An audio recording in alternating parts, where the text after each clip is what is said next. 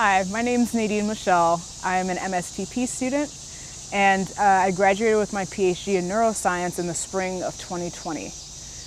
During that time, I was transitioning basically from my PhD back to my third year of medical school. And in the spring of 2020, that was the rise of the pandemic and the lockdown, but it was also a time in our country that we were talking a lot about systemic racism and social injustice. And during that time, I had the opportunity to take a Black Physicians History course, and I learned a lot about the history of UVA and the role that it has, unfortunately, in the history of eugenics in this country. And I remember when I took that class, I kind of started putting a lot of different events that I had witnessed together in my mind. So was here at UVA when we renamed Jordan Hall to Penn Hall, and I was also here when we renamed the Behringer wing of the hospital to the Francis Collins wing, and had an idea that eugenics was part of the reason why these buildings were being renamed, but didn't fully understand the history or the context of all of it. And so when I took this class and I started to learn the history, I at first was very angry because I was thinking, why didn't I learn this before? You know, why wasn't this history taught? I think it's important for everyone to know about it.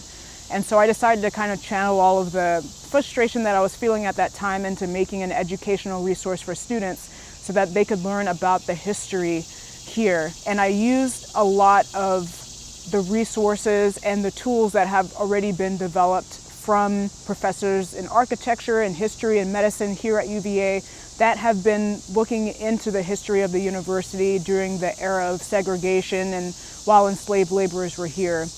And I basically took all of those resources and put them together in this interactive timeline website. And you essentially can go through, click to learn about different people that were important in this history, different legislation that was important, and just learn how all of those different themes tie together and just how, unfortunately, the history of eugenics really influenced legislation at the time, upholding racist laws that even led to racist scientific experiments and health disparities. I think the reason why it's important to know this history as a scientist is because, unfortunately, science is a double-edged sword. It has a lot of power. It can dictate the way that people are treated in society.